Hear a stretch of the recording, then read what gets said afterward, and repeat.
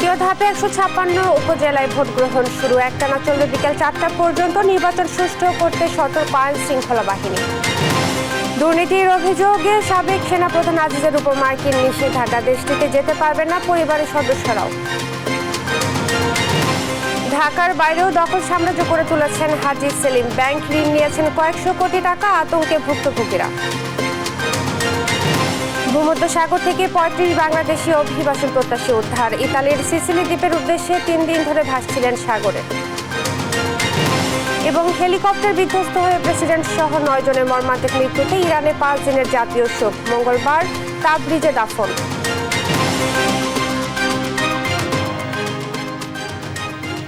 দেখছিলেন সংবাদ শিরোনাম, সঙ্গে আছি আমি ইশরাত জাহান মনি। এবারে বিস্তারিত। শুরু হলো দ্বিতীয় ধাপে 156 উপজেলা পরিষদ নির্বাচনে ভোট গ্রহণ। বিরতিহীনভাবে চলবে বিকেল 4টা পর্যন্ত। দ্বিতীয় ধাপে 156 উপজেলার মধ্যে 24টিতে ইভিএমে ভোট নেওয়া হচ্ছে, বাকিগুলোতে ব্যবহার হচ্ছে ব্যালট। এই নির্বাচনে ভোট কেন্দ্রে রয়েছে 13,016টি। সুষ্ঠু ও শান্তিপূর্ণভাবে ভোট গ্রহণে মাঠে রয়েছে 89,863 জন পুলিশ, 1,93,287 আনসার এবং বিজিবি ও র্যাব সদস্যরা। আচরণবিধি পর্যবেক্ষণের জন্য প্রতি ইউনিয়নে রয়েছে একজন করে নির্বাহী ম্যাজিস্ট্রেট। আর নির্বাচনী অপরাধের সংক্ষিপ্ত বিচার কাজে সম্পন্ন করতে নিয়োজিত আছেন 156 জন বিচারিক ম্যাজিস্ট্রেট। এবারে নির্বাচনে চেয়ারম্যান পদে 603 জন, ভাইস চেয়ারম্যান পদে 693 জন ও নারী ভাইস চেয়ারম্যান পদে 598 জন প্রতিদ্বন্দ্বিতা করছেন।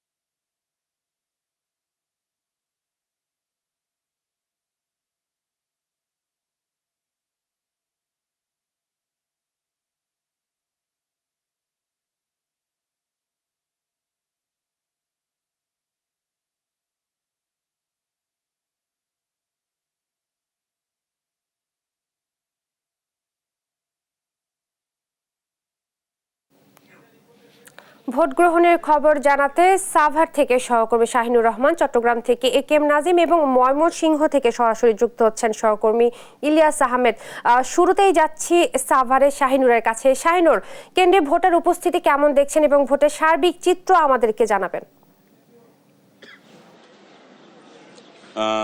ইসরাত, আপনাকে ধন্যবাদ। আমি কিন্তু এই মুহূর্তে আছি ধামরাই উপজেলাতে। আপনাকে যদি জানিয়ে রাখি যে আমি ইতিমধ্যেই কিন্তু ধামরাই উপজেলায় বিভিন্ন কেন্দ্র পর্যবেক্ষণ করতেছি এবং দেখতেছি, যেখানে আমরা দেখতে পাচ্ছি যে এখন পর্যন্ত যে 8টা 3 মিনিট বাজতে শুরু করেছে, 2-1 করে কিন্তু কেন্দ্রে আসা শুরু করেছে যারা ভোট দিবেন। এবং আমরা দেখতে পাচ্ছি যে সামনেই কিন্তু দেখতে পাচ্ছেন যে আপনার এখানে ছোট একটি লাইন হয়ে গেছে, যে যারা আগে ভাগে যারা ভোট দিবে তারা কিন্তু ইতিমধ্যেই চলে এসেছে কেন্দ্রগুলোকে আমরা দেখতে পাচ্ছি। আপনাকে যদি আজ ধামরাই উপজেলা দ্বিতীয় ধাপে যে অনুষ্ঠিত হচ্ছে, যে আপনাকে যদি একটু তথ্য জানিয়ে রাখি যে 6 জন কিন্তু চেয়ারম্যান প্রতিদ্বন্দ্বিতা করছেন এবং 6 জন ভাইস চেয়ারম্যান পদে কিন্তু প্রতিদ্বন্দ্বিতা করছেন এবং মহিলা ভাইস চেয়ারম্যান পদে কিন্তু আরো 5 জন প্রতিদ্বন্দ্বিতা করতেছেন, এমনটি কিন্তু আমরা দেখতে পাচ্ছি এই উপজেলাতে। এবারে কিন্তু ধামরাই উপজেলাতে যদি মোট ভোটার সংখ্যা বলি 3,61,000, কিন্তু 61,147 জন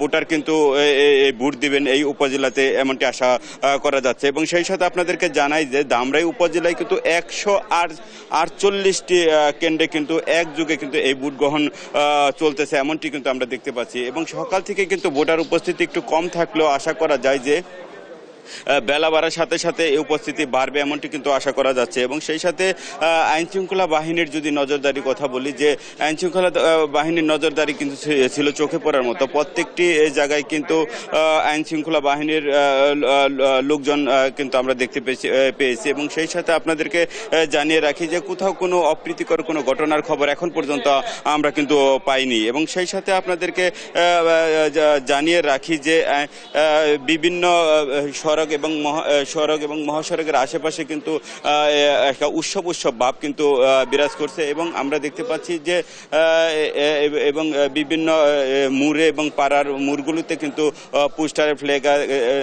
পোস্টারে কিন্তু ভরে গেছে, এমনটি কিন্তু আমরা দেখতে পাচ্ছি।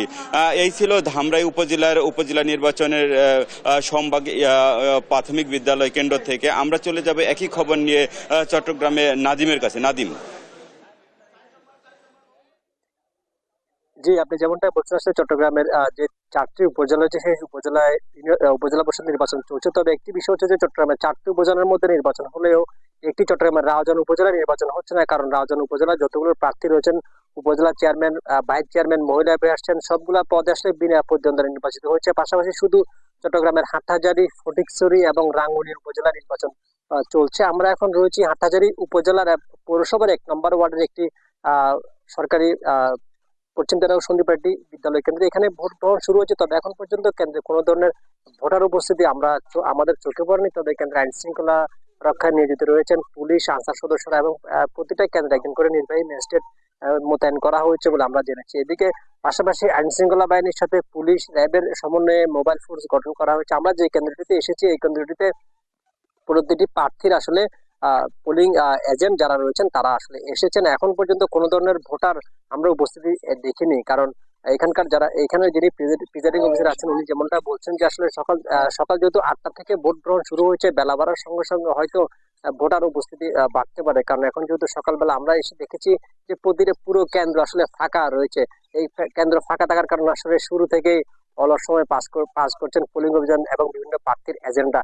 এই উপজেলায় যারা আওয়ামী লীগের প্রার্থী রয়েছেন, এখানে আসলে অন্য দলের 2জন প্রার্থী রয়েছেন। বাকি যে 3জন উপজেলা পরিষদ নির্বাচনে দাঁড়িয়েছেন তারা আসলে আওয়ামী লীগের একজন উপজেলা আওয়ামী লীগের সাধারণ সম্পাদক, বাকি জন বর্তমান উপজেলা চেয়ারম্যান, উনি যুবলীগের উত্তর জেলা যুবলীগের সভাপতি।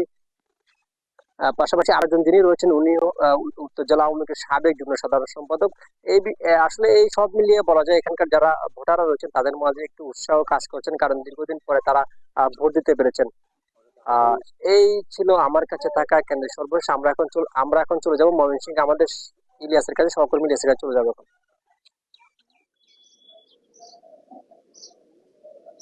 নাজিম, চট্টগ্রামের মতো ময়মনসিংহের 3টি উপজেলায় উপজেলা পরিষদ নির্বাচনের ভোট গ্রহণ শুরু হয়েছে, অর্থাৎ সকাল 8টা থেকে ভোট গ্রহণ শুরু হয়েছে। আমরা দেখেছি শুরুর দিকেই ভোটার সংখ্যা কিছুটা কম রয়েছে, অর্থাৎ 3টি উপজেলায় চেয়ারম্যান পদে 13 জন, মহিলা ভাইস চেয়ারম্যান পদে 13 জন এবং পুরুষ ভাইস চেয়ারম্যান পদে 17 জন, অর্থাৎ 43 জন প্রার্থী কিন্তু প্রতিদ্বন্দ্বিতা করছেন।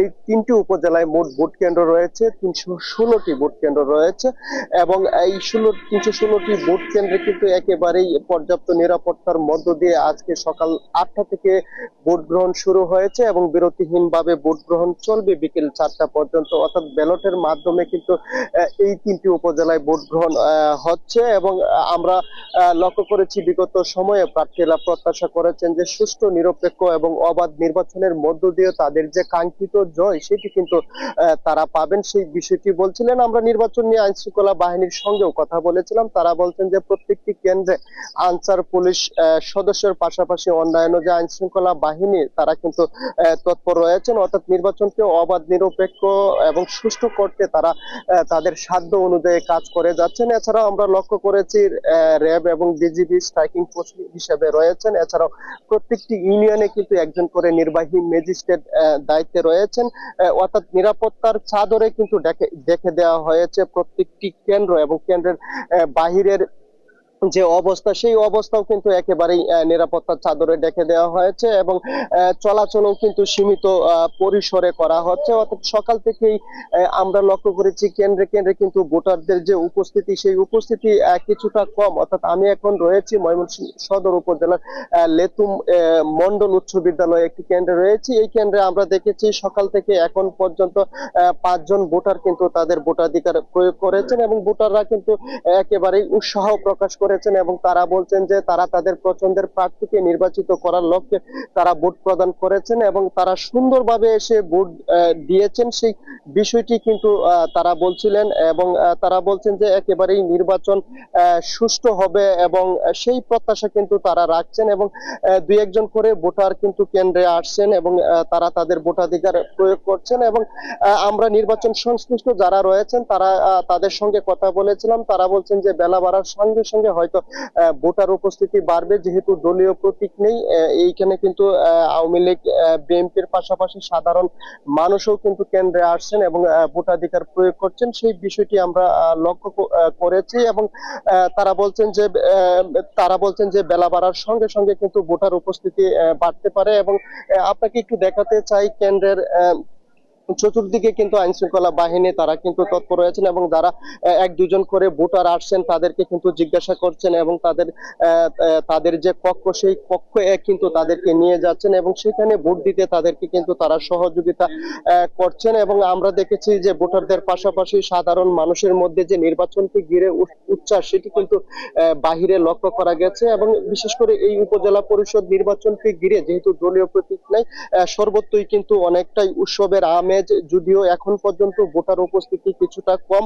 অর্থাৎ নির্বাচন সংশ্লিষ্ট এবং প্রার্থী যারা আছেন তারা কিন্তু প্রত্যাশা করছেন যে যেহেতু এখন ধান কাটার মৌসুম চলছে, অর্থাৎ বেলা বাড়ার সঙ্গে সঙ্গে কিংবা বিকেল দিকে কিন্তু ভোটার উপস্থিতি বাড়বে, তারা কিন্তু সেই প্রত্যাশা কিন্তু তারা রাখছেন। অর্থাৎ বলা যায় যে এই তিনটি উপজেলার 316টি ভোট কেন্দ্রে কিন্তু একেবারেই নিরাপত্তার মধ্য দিয়ে কিন্তু ভোট গ্রহণ শুরু হয়েছে সকাল থেকে এবং আইন শৃঙ্খলা বাহিনীও তারা তৎপর রয়েছেন এই নির্বাচনকে নির্বিঘ্ন করতে তারা কাজ করছেন। এই ছিল আমার কাছে ময়মনসিংহ থেকে ভোট গ্রহণ নিয়ে সর্বশেষ তথ্য। ইসরাত, আপনাদের তিনজনকে অসংখ্য ধন্যবাদ এবং সাভার থেকে শাহিন, চট্টগ্রাম থেকে নাজিম এবং ময়মনসিংহ থেকে ইলিয়াস আমাদেরকে নির্বাচন পরিস্থিতির খবর জানাচ্ছিলেন। দর্শক, এবার আমরা জানবো খুলনা, রংপুর ও পাবনার ভোটের খবর। যুক্ত হচ্ছেন সহকর্মী নূর ইসলাম রকি, রফিকুল ইসলাম এবং এস এ আসাদ। শুরুতে যাচ্ছি রকির কাছে। রকি, খুলনার ভোটের সার্বিক পরিস্থিতি কেমন দেখছেন, আমাদেরকে বিস্তারিত জানাবেন। ধন্যবাদ ইরশাদ। আপনি জানেন যে সারা দেশে কিন্তু নির্বাচন শুরু হয়েছে। খুলনা জেলায় কিন্তু আসলে এবারই প্রথম নির্বাচন শুরু হয়েছে, যেহেতু তো দ্বিতীয় ধাপে খুলনার 3টি উপজেলা যথাক্রমে ফুলতলা, দিঘলিয়া এবং তেরাকোটা উপজেলায় নির্বাচন হচ্ছে এবং এই উপজেলাগুলোতে প্রায় 38 জনের মতো প্রার্থী। আমরা সকালবেলায় কয়েকটি কেন্দ্রে পরিদর্শন করে দেখেছি যে ভোটাররা কিন্তু আসা শুরু করেছে এবং মোড়ে মোড়ে কিন্তু প্রার্থীর যারা সমর্থক তারা করছে ভোটারদেরকে নিয়ে আসার জন্য কেন্দ্রে। আমরা এই মুহূর্তে আছি দিঘলিয়া উপজেলার একটি কেন্দ্রে। এখানে আমরা সকালে এসে দেখতে পেয়েছি যে এখানে কিন্তু ভোটার উপস্থিতি আস্তে আস্তে বাড়ছে, বিশেষ করে মহিলা ভোটাররা এখানে কিন্তু উপস্থিত আমরা দেখতে পেয়েছি। আমি এসব আপনার মাধ্যমে দর্শকদের জানাতে চাই যে খুলনার যে 3টি উপজেলা আছে উপজেলাগুলোতে 138টি কেন্দ্র রয়েছে, যার মধ্যে কিন্তু 95টি কেন্দ্রকে অধিকার দেওয়া হয়েছে। পাশাপাশি আমি কথা বলেছি রিটার্নিং কর্মকর্তার কাছে। রিটার্নিং কর্মকর্তা আমাদেরকে যেটি জানিয়েছেন যে এই উপজেলাগুলোতে কিন্তু প্রায় 3000 কর্মকর্তা ভোট গ্রহণের সাথে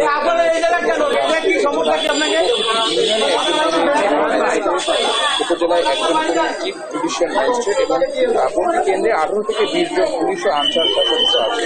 তো আমরা যেটা বলি যে আমরা এখানকার যারা ভোটার আছে তাদের সাথে একটু কথা বলবো যে কেমন ভোট আপনারা এখানে প্রত্যাশা করছেন এবং কোনো ধরনের কোনো প্রভাব হচ্ছে কিনা আমাদের একটু। ধন্যবাদ টেলিভিশনকে।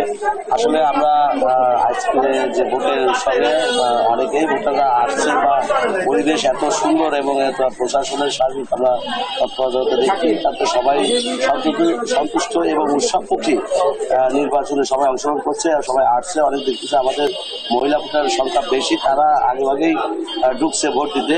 এবং কোনো রকম কোনো সমস্যা আমরা দেখতে পাচ্ছি না। এখানে আইন শৃঙ্খলা বা সাংবাদিক সহ অনেকেই আমাদেরকে সহযোগিতা করছে। ধন্যবাদ। ইরশাদ, তো যেটা আপনি শুনছিলেন যে এখানে কিন্তু ভোটাররা আসা শুরু করেছে, যেহেতু একদম প্রথম ধাপে সকাল 8টায় ভোট গ্রহণ শুরু হয়েছে। আস্তে আস্তে ভোটার আসছে, দিন বাড়ার সাথে সাথে ভোটার আরো বাড়বে বলে এখানকার প্রার্থীরা আমাদেরকে জানিয়েছেন। আমরা এখন নির্বাচনের সংবাদ শুনতে আমাদের সহকর্মী রংপুরের রফিকুল সাহেবের কাছে চলে যাচ্ছি। আপনি ইরশাদ, এটা ছিল খুলনা থেকে আমাদের সর্বশেষ সংবাদ।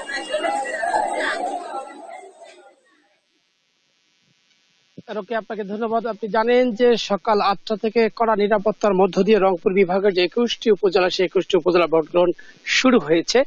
একটি বিষয় জানিয়ে রাখি যে রংপুরে এখন গুড়ি গুড়ি বৃষ্টি হচ্ছে, যে কারণে কেন্দ্রগুলোতে একেবারেই ভোটার সংখ্যা একেবারেই কম। যে এখানকার যারা প্রার্থী এবং প্রার্থী সংশ্লিষ্ট রয়েছেন তাদেরকে আমরা ভোট কেন্দ্রের বাইরে অবস্থান করতে দেখেছি। তাদের সঙ্গে আমরা কথা বলেছি, তারা বলছেন যে এখানে যে ভোটাররা রয়েছেন তারা ভোটাররা আসতে শুরু করেছেন। তা ভোটারদের যে সিরিয়াল বা ভোটার তালিকার যে নম্বর, সেই নম্বর তারা খুঁজছেন। আমি আপনাদেরকে একটু দেখানোর চেষ্টা করছি যে এটি একটি মিঠাপুকুর উপজেলার একটি ভোট কেন্দ্র। এখানে আমরা কিছু নারী ভোটারকে দেখতে পাচ্ছি যারা তারা তাদের পছন্দের প্রার্থীকে ভোট দিতে এসেছেন।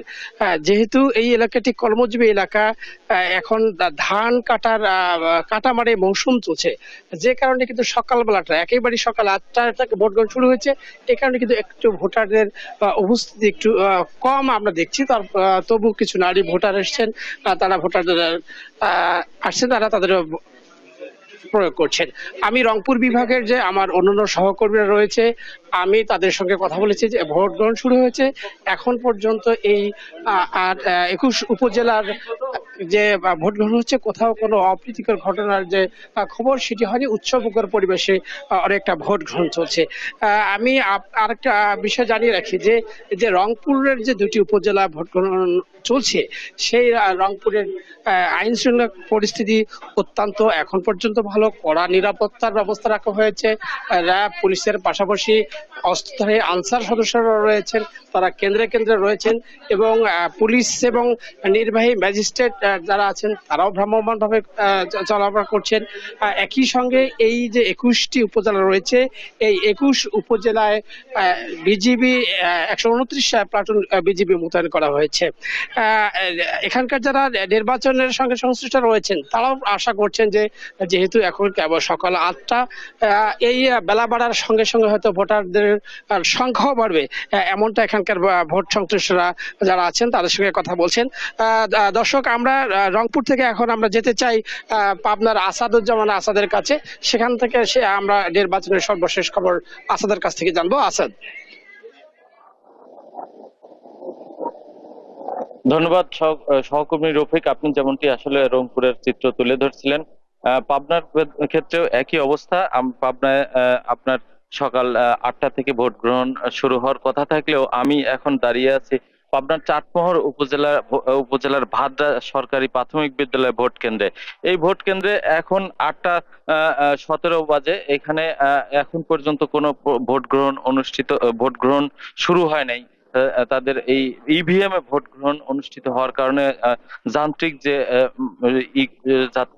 যে সমস্যাগুলি আছে দূরীকরণের চেষ্টা করছে কেন্দ্রের দায়িত্বপ্রাপ্ত কর্মকর্তারা। তারা এখন পর্যন্ত পাশাপাশি তারা যেটি জানিয়েছেন আমাদের, আসলে কেন্দ্রে তারা মেশিনারিজ ইতিমধ্যেই সকল প্রস্তুতি সম্পন্ন করলেও আসলে এই কেন্দ্রে এখন পর্যন্ত কোনো প্রকার কোনো ভোটার উপস্থিত হয়নি। তবে কেন্দ্র যে প্রিজাইডিং কর্মকর্তা আছেন, আমরা তার সাথে কথা বলে যেটি জেনেছি, আসলে তিনি বলছেন একদম শুরুর দিকে তো সকাল শুরু হওয়ার সাথে সাথে আসলে কেন্দ্রে এমনিতেই ভোটারদের উপস্থিতি কম থাকে।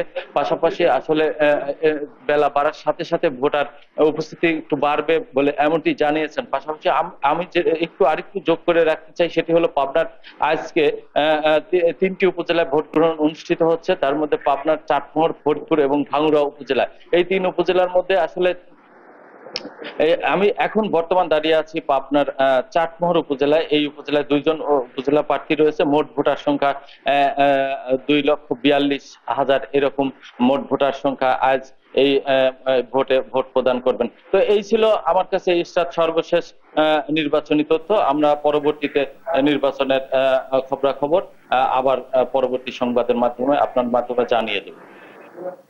আপনাদের তিনজনকেই অসংখ্য ধন্যবাদ। খুলনা, রংপুর এবং পাবনা থেকে ভোটের সার্বিক পরিস্থিতি জানাচ্ছিলেন সহকর্মী রকি, রফিকুল এবং আসাদ। এখন আমরা চলে যাচ্ছি পরের প্রসঙ্গে। দুর্নীতিতে সম্পৃক্ত থাকার অভিযোগে সাবেক সেনাপ্রধান জেনারেল অবসরপ্রাপ্ত আজিজ আহমেদের উপর নিষেধাজ্ঞা দিয়েছে যুক্তরাষ্ট্র। বাংলাদেশ সময় সোমবার মধ্যরাতে এক বিবৃতিতে তথ্য জানিয়েছে মার্কিন পররাষ্ট্র দপ্তর। এতে আজিজ আহমেদের পাশাপাশি তার পরিবারের সদস্যদেরও যুক্তরাষ্ট্রে প্রবেশে অযোগ্য ঘোষণা করা হয়েছে। বিবৃতিতে ভাইয়ের অপরাধ আড়াল করা, সামরিক কেনাকাটায় অনিয়ম, ঘুষ গ্রহণ সহ নানা অভিযোগ তোলা হয়েছে। এর মাধ্যমে বাংলাদেশের গণতান্ত্রিক প্রতিষ্ঠানগুলোর অবমূল্যায়ন এবং সরকারি প্রতিষ্ঠান ও প্রক্রিয়ার উপর জনগণের আস্থা কমেছে বলে জানিয়েছে মার্কিন পররাষ্ট্র দপ্তর।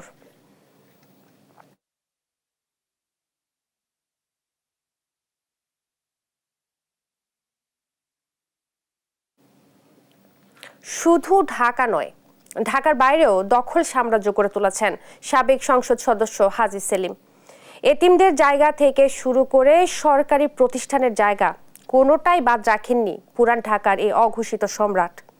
দখল করা জমি দেখে ব্যাংক থেকে ঋণ নিয়েছেন কয়েকশো কোটি টাকা। ভুক্তভোগীদের কেউ কেউ ভয়ে মুখও খুলতে চান না। বিস্তারিত শাহাদাত নিশাদের রিপোর্টে।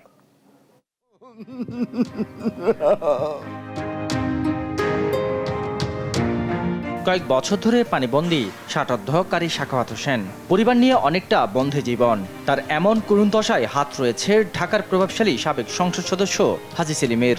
অভিযোগ রয়েছে ওই ব্যক্তির ভিটেবাড়ির ৫.৫% জমি হাজী সেলিম তার নামে খতিয়ানভুক্ত করে নেন। পরে হাজী সেলিমের বিরুদ্ধে ফতুল্লা ভূমি অফিসে মামলা করে ২০২০ সালে রায় পান। তবুও নাম জারি করতে পারেননি এই বৃদ্ধ।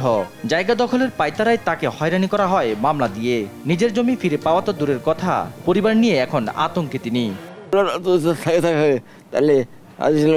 বিচার অবশ্যই পাইবো।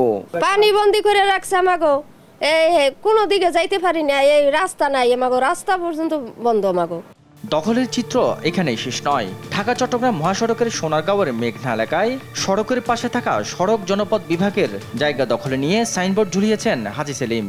সাথে স্পেশালি কোনো যোগাযোগের আমরা চেষ্টা করিনি। আমরা গণহারে গণবিজ্ঞপ্তি দিয়ে আছে আমাদের, আমরা রেগুলার গণবিজ্ঞপ্তি দিয়ে লোকজনকে কোনো স্ট্রাকচার করলে তো রেগুলার বাধা দিচ্ছি। যেমন কোনো যদি স্থাপনা করতে আসে তখন অবশ্যই এই ধরনের বাধা দেয়া হবে।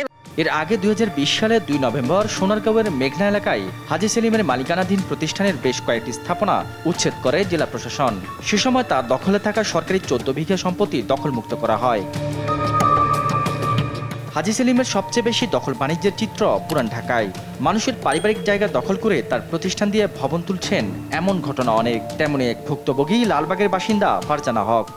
আমার এক ছেলে এক মেয়ে, তাদেরকে নিয়ে আমি এখন সংশয়ে আছি, খুবই বিপদে আছি। বাকি জায়গাটাকেও যে এখন চলে যাবে না তার কোনো বিকল্প নেই। অভিযোগ উঠেছে চকবাজারে মদিনা আশিক টাওয়ারের জায়গাও দখল করেন হাজী সেলিম। শুধু তাই নয়, মদিনা আশিক টাওয়ারের জমি দেখিয়ে পূবালী ব্যাংক থেকে ৫০০ কোটি টাকা ঋণ নেন, যা এখনও শোধ করেননি। স্যার সলিমুল্লাহ মুসলিম এতিমখানার জায়গায় এই ভবন, যেখানে এতিমখানার সাইনবোর্ডও ঝুলতে দেখা যায়। কিন্তু এরপরও ভবন দখলে রেখেছেন হাজী সেলিম। অভিযোগের এসব বিষয়ে হাজী সেলিমের পুত্র কাউন্সিলর ইরফান সেলিমের সঙ্গে কথা বলতে চাইলে ফোন রিসিভ করেননি তিনি। একই সাথে বড় ছেলে সংসদ সদস্য সোলাইমান সেলিমের মুঠোফোনে কথা বলতে চাইলে তার ব্যক্তিগত সহকারী ফোন রিসিভ করে জানান তিনি কথা বলতে ইচ্ছুক নন। আপাতত তো উনি এগুলোর ব্যাপারে ইন্টারেস্টেড না। রাজনৈতিক মহলের এমন প্রভাবশালী সুবিধাভোগীদের বিরুদ্ধে সরকারকে পদক্ষেপ নিতে হবে বলে জানান টিআইবির নির্বাহী পরিচালক।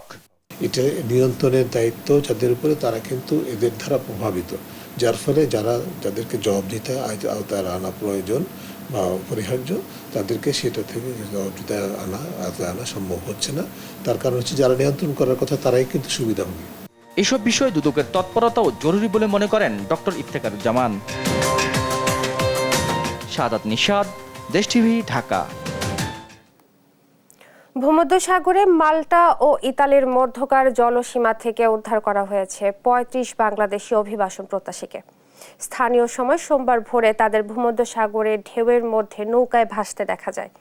জলসীমায় টহল দেওয়া ওশান ভাইকিং চ্যারিটি জাহাজের কর্মীরা এই বাংলাদেশিদের প্রথমে শনাক্ত করেন। তারা 3 দিন ধরে সাগরে নৌকায় ভাসছিলেন বলে জানিয়েছে বার্তা সংস্থা AFP। লিবিয়ার বেনগাজি থেকে প্রায় 600 কিলোমিটার পাড়ি দিয়েছেন তারা। ইতালির সিসিলি দ্বীপ তাদের গন্তব্য ছিল বলে জানা গেছে। উদ্ধারকারী দলের সঙ্গে যোগ দেয় আন্তর্জাতিক রেড ক্রস ও রেড ক্রিসেন্ট।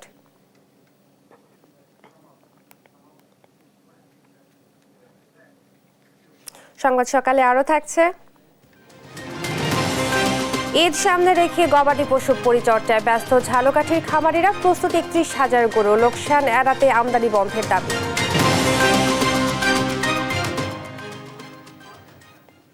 এবার আন্তর্জাতিক প্রসঙ্গ।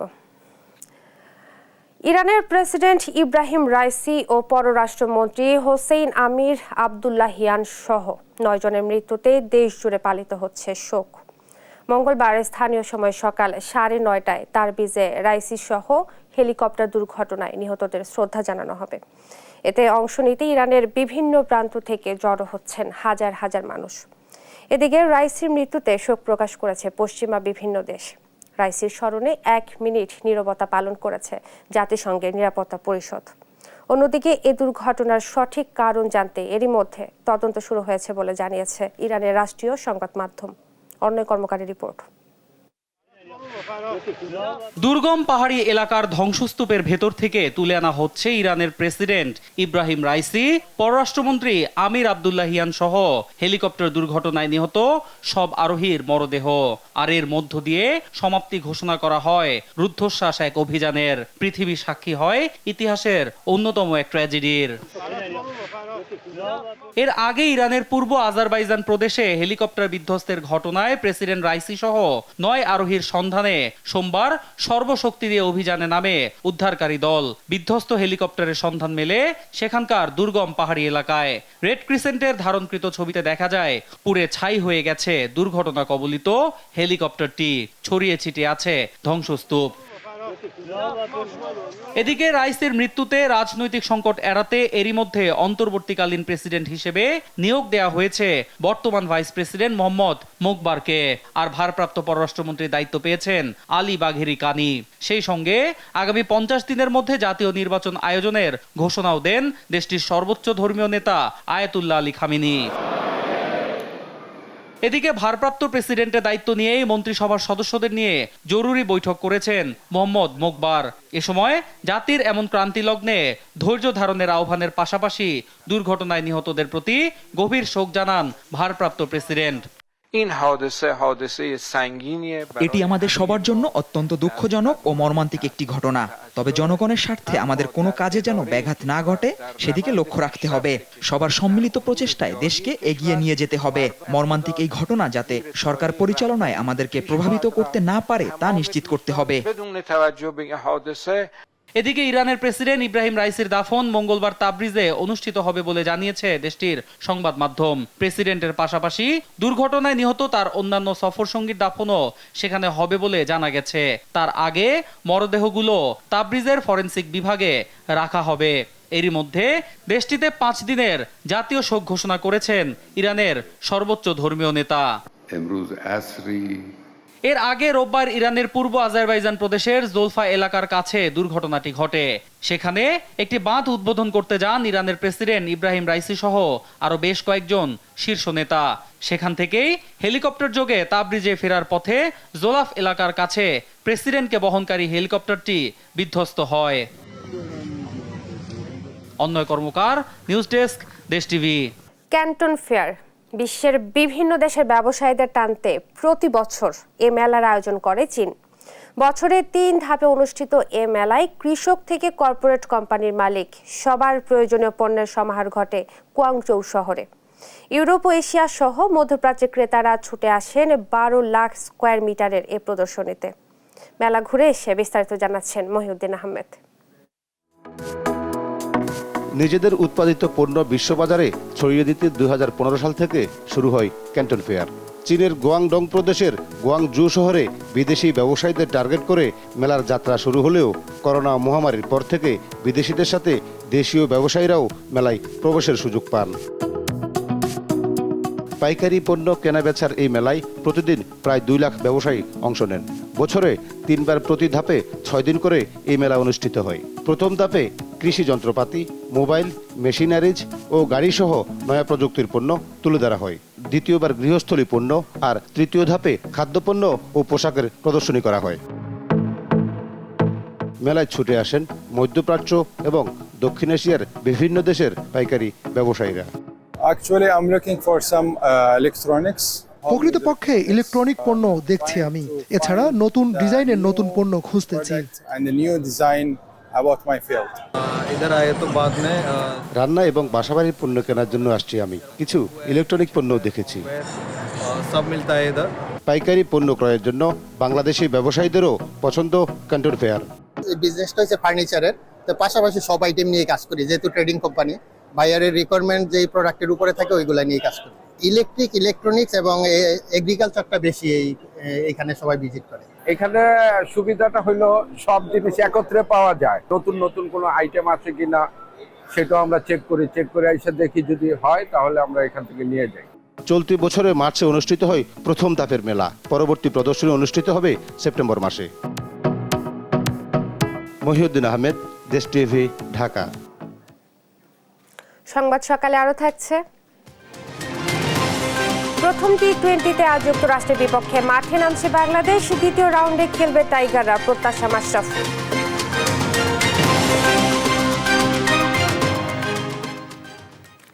ঈদুল আজহা সামনে রেখে গবাদি পশু পরিচর্যায় ব্যস্ত ঝালকাঠির খামারিরা।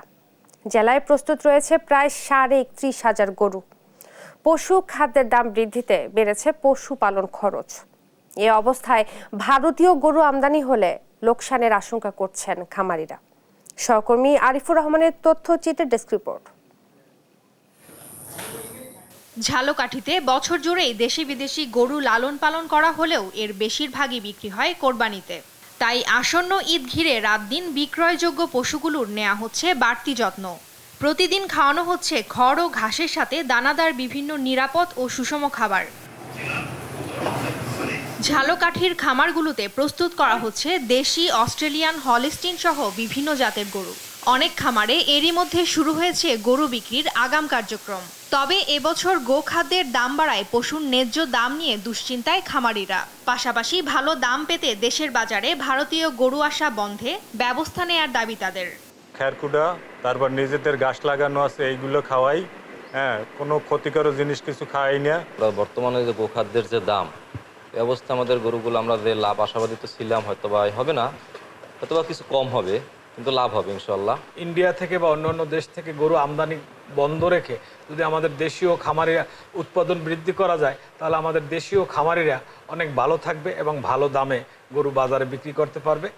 স্থানীয় উৎপাদিত পশু দিয়েই এবছর জেলার কোরবানির পশুর চাহিদা মেটানো সম্ভব জানিয়ে প্রাণী সম্পদ বিভাগ বলছে, রোগ ও কেমিক্যাল মুক্ত গরু উৎপাদনে সব ধরনের সহায়তা দিচ্ছেন তারা। আমরা রুট লেভেলে তদারকি করছি খামার টু খামার, সেখানে কোনো স্টেরয়েড বা অবৈধ কোনো ওষুধ খাওয়ানো হয় না। আর হাটগুলো তো আমরা প্রত্যেকটা হাটে আমাদের ভেটেরিনারি মেডিকেল টিম থাকবে, আমরা সার্বক্ষণিক তদারকি করবো। অ্যাট দ্য সেম টাইম ওখানে যদি কোনো সিক অ্যানিমেল হয়, সাথে সাথে আমরা ওষুধ বা অন্যান্য ব্যবস্থা গ্রহণ করব। এবছর জেলায় 1716টি খামারে কোরবানির হাটের জন্য প্রস্তুত করা হয়েছে 31,019টি গবাদি পশু। নিউজ ডেস্ক, দেশ টিভি। তীব্র তাপ প্রবাহে হবিগঞ্জের চুনারু ঘাটের নিচে নেমে গেছে ভূগর্ভস্থ পানির স্তর। এতে উপজেলার বেশ কিছু এলাকায় নলকূপে মিলছে না পানি।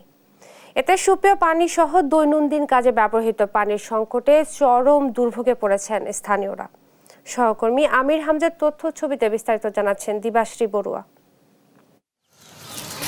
চুনারুঘাট উপজেলার দেওরগাছ ইউনিয়নের বেশ কিছু এলাকায় নলকূপগুলো 60 থেকে 80 ফুট পর্যন্ত বন্ডিং করা। তবুও চৈত্র বৈশাখ মাস এলেই এখানকার নলকূপগুলোতে অস্বাভাবিকভাবে নিচে নেমে যায় পানির স্তর। প্রতি বছর মার্চ থেকে মে মাস পর্যন্ত এই অবস্থা আরও প্রকট আকার ধারণ করে উপজেলার জুইরা, দেওরগাছ, ময়নাবাদ, ইনাতাবাদ, চাঁদপুর বস্তি, বাঘারুক সহ বেশ কিছু এলাকায় অগভীর নলকূপে একেবারেই মেলে না পানি।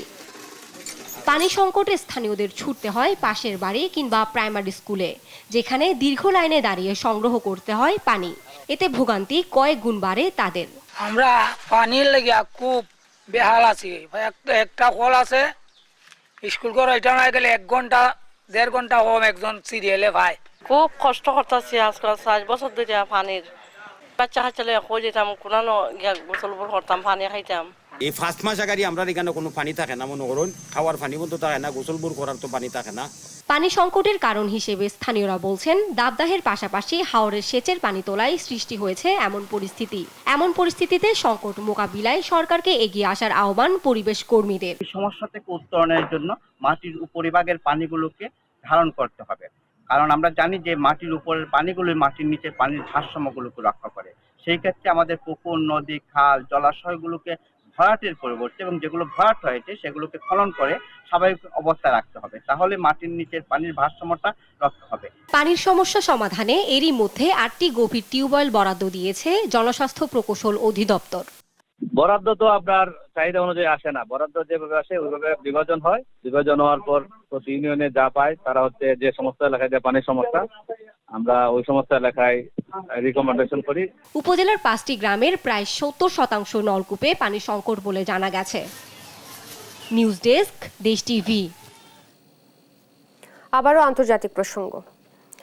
ইসরায়েলের প্রধানমন্ত্রী বেনিয়ামিন নেতানিয়াহুর বিরুদ্ধে গ্রেফতারি পরোয়ানা জারির আবেদন করেছেন আন্তর্জাতিক অপরাধ আদালতের প্রধান প্রসিকিউটর। সোমবার মার্কিন সংবাদ মাধ্যম সিএনএনকে দেওয়া ইসরায়েলের প্রতিরক্ষা মন্ত্রী ইয়োভ গ্যালান্ত এবং 3 হামাস নেতার বিরুদ্ধেও এই আবেদনের কথা জানান তিনি।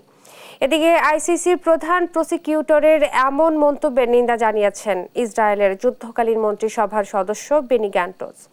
একে বিপর্যয়ের সঙ্গে তুলনা করে যুক্তরাষ্ট্রের হস্তক্ষেপ চেয়েছেন ইসরায়েলের বিরোধী দলীয় নেতা ইয়ার লাপিদো। আফরিন মোমের ডেস্ক রিপোর্টে বিস্তারিত।